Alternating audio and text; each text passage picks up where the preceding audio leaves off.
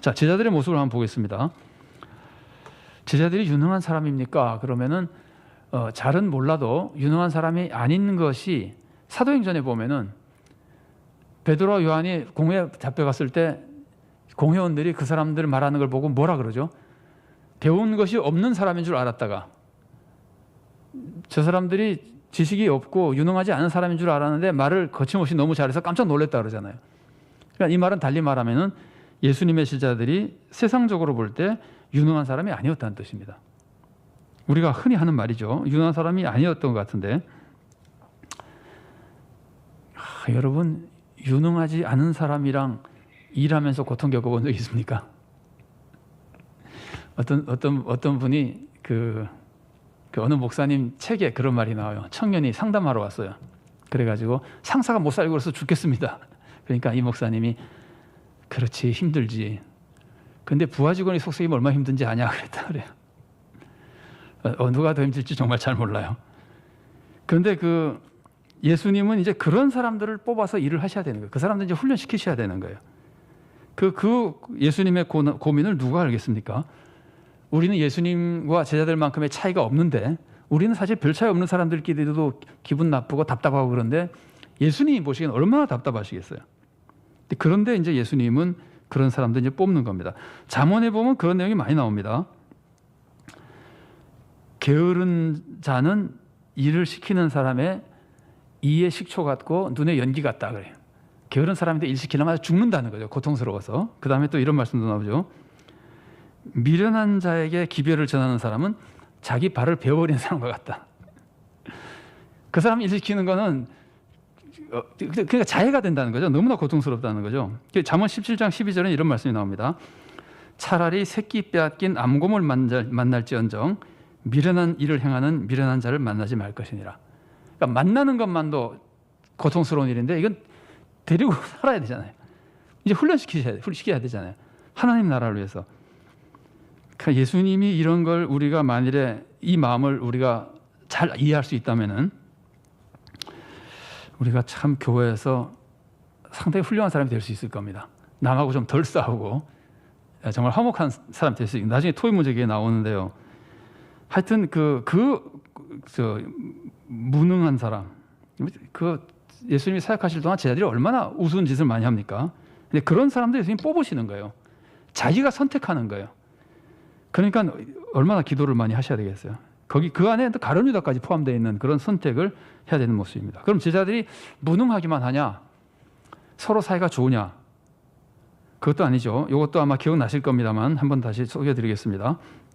제자들의 성격을 보면은 베드로와 도마 같은 경우는 굉장히 대조적인 성격이고 야고보와 요한도 굉장히 성급한 성격이었을 것이라고 보통 생각을 합니다. 왜냐하면 그 사람의 별명이 뭐였죠? 우레의 아들. 그러니까 이 사람들도 좀 그랬을 것이다 이렇게 생각이 되는데 특히 베드로와 도마는 도저히 성격이 안 맞고 우리로 치면은 뒤에서 상당히 입을 많이 삐죽일 만한 그런 대상들입니다. 서로 간에.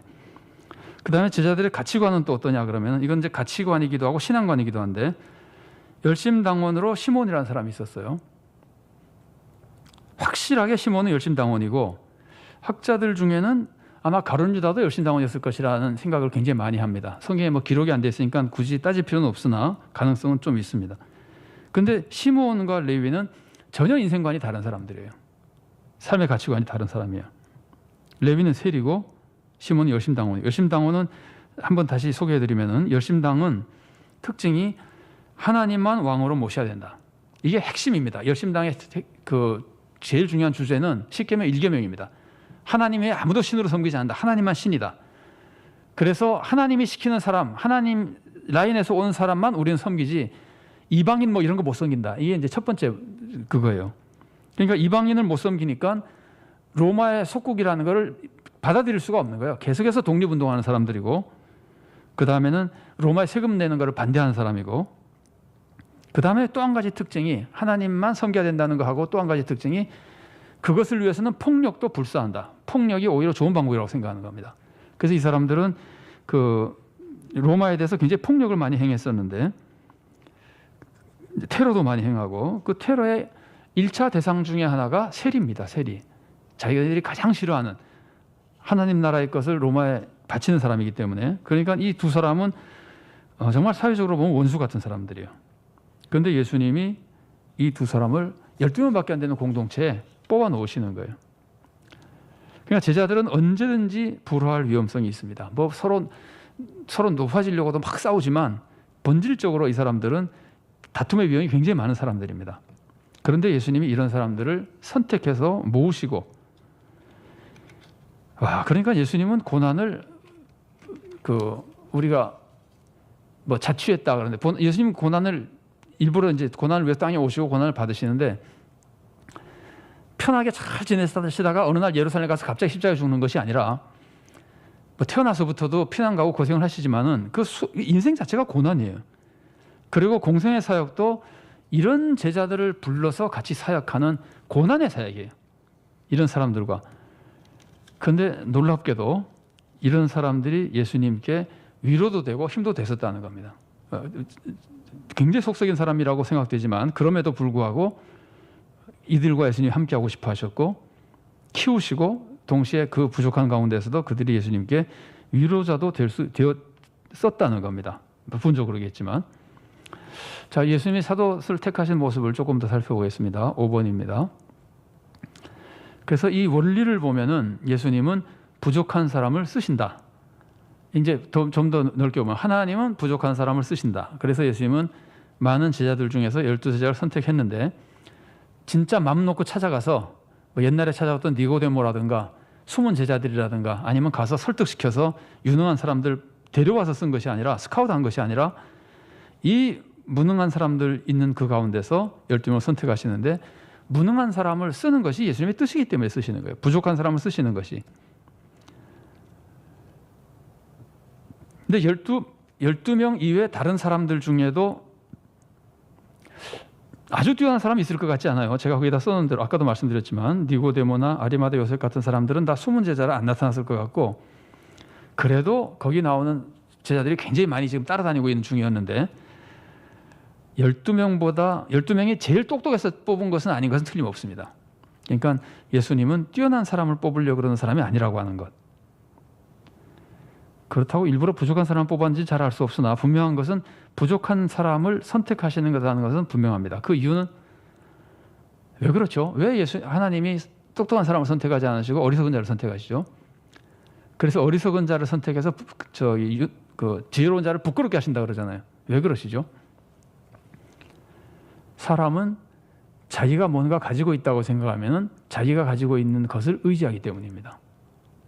자기가 가지고 있는 것을 의지한다고 하는 것은 그만큼 하나님을 의지하지 않는 겁니다. 그럼 하나님이 쓸 수 없는 사람이 되는 겁니다. 이게 이제 외형적으로 굉장히 중요한 한 가지 이유입니다. 자, 그래서 그 아래 거를 조금 보면은요, 오늘 본문에서 우선 우리가 하나님의 사람 선택하시는 모습, 원리 중에 예수님이 선택하신 모습 속에서 하나님은 부족한 사람을 쓰신다. 그런데 그러면 교회에서도 하나님이 부족한 사람을 쓰신다는 것을 우리가 알 수 있습니다만은 그게 성경에 명확하게 나와 있습니다. 하나님은 교회에서도 부족한 사람을 쓰신다. 더 넓게 말하면 부족한 사람을 불러서 교회를 이루시고 교회 안에서도 부족한 사람들에게 직분을 주신다. 그럼 직분 받은 사람들은 자랑할 게 하나도 없어야 되죠. 교회에서 직분 받은 사람들은 직분을 안 받았으면은 아예 구원도 못 받을까 봐 하나님이 그래도 불쌍히 여기셔서 직분이라도 주신 것인지, 아니면은 그 부족한 사람을 통해서 하나님의 영광이 나타나기 위해서 부족한 사람을 쓰시는 것인지 알 수 없으나, 우리는 유능하고 잘나서 직분 받는 것이 아닙니다. 그냥 하나님의 은혜로 받는 것이지만 보다 엄격하게 말하면은 우리는 더 부족해서 직분 받은 경우가 굉장히 많습니다. 이걸 우리가 항상 잊지 말아야 될 부분인데, 자, 성경을 살펴보겠습니다. 거기 고린도전서 1장 28절과 29절 말씀이 있죠. 제가 봉독해 드리겠습니다. 하나님께서 세상의 천한 것들과 멸시받는 것들과 없는 것들을 택하사 있는 것들을 폐하려 하시나니 이는 아무 육체도 하나님 앞에서 자랑하지 못하게 하려 하심이라. 아까 말씀드린 대로 자기가 무언가 가지고 있다고 생각하면은 무엇을 했을 때 내가 한 것이라고 자꾸 그런단 말이에요. 그거는 굉장히 비극입니다. 내가 한 것이라고 그러는 순간 그 사람에게도 해가 되는 것이고 교회에도 해가 되는 것이고 하나님의 영광도 가려지는 것이고, 그래서 하나님은 있다고 생각하는 사람, 정확하게 말하면 있는 사람은 쓰실지 몰라도 있다고 잘난 척하는 사람은 안 쓰신다는 말이에요. 뭐 있는 것도 하나님 주신 것이라고 생각하고 정말 자기는 없다고 생각해야 비로소 쓰시는 겁니다. 구원도 자기는 자격이 없다고 생각해야 구원을 받을 수 있잖아요. 자기가 자격이 있다고 생각하는 사람은 예수님을 의지하지 않게 되거든요. 구원받지 못합니다. 그래서 항상 하나님은 부족한 사람을 쓰시는데, 외형적인 조건과 관계없이 본심이 하나님 앞에서 겸손하고 자기가 죄인인 걸 알고 의지하는 사람이 가장 중요하고, 그리고 사역에 쓰임 받을 때도 내가 할 수 있다는 생각이 있는 사람이 아니라 하나님의 은혜를 의지해야만 된다고 하는 것을 알고 있는 사람, 그런 사람이 쓰임 받는 겁니다. 근데 그 모습이 이제 외형적으로 보면 오히려 없는 자를 들어서 하나님의 영광을 자꾸 드러내려는 것이 하나님의 섭리의 모습이라는 거예요. 자, 그 다음에 나오는 고린도전서 12장 23절부터 25절까지 제가 봉독해 드리겠습니다. 우리가 몸에 덜 귀히 여기는 그것들을 더욱 귀한 것들로 입혀주며 우리의 아름답지 못한 지체는 더욱 아름다운 것을 얻느니라. 그런즉 우리의 아름다운 지체는 그럴 필요가 없느니라. 오직 하나님이 몸을 고르게 하여 부족한 지체에게 귀중함을 더하사 몸 가운데서 분쟁이 없고 오직 여러 지체가 서로 같이 돌보게 하셨느니라. 교회에서 직분을 받거나 인정을 받거나 하는 것이 오히려 부족한 사람들에게 하나님이 기회를 주시고 교회가 공평하게 되도록 이끌어 가시고, 그 모든 것을 통해서 하나님이 영광을 받으신다는 겁니다. 그래서 오늘 예수님이 사도를 뽑으신 모습 중에서 우리가 꼭 기억해야 될 한 가지 모습이, 교회에서 하나님이 부족한 사람을 써서 선택하신다. 실제로 부족한 사람을 선택하시는 것도 있고, 다시 말씀드리지만 자기가 부족하다는 것을 아는 사람을 선택하신다는 거예요.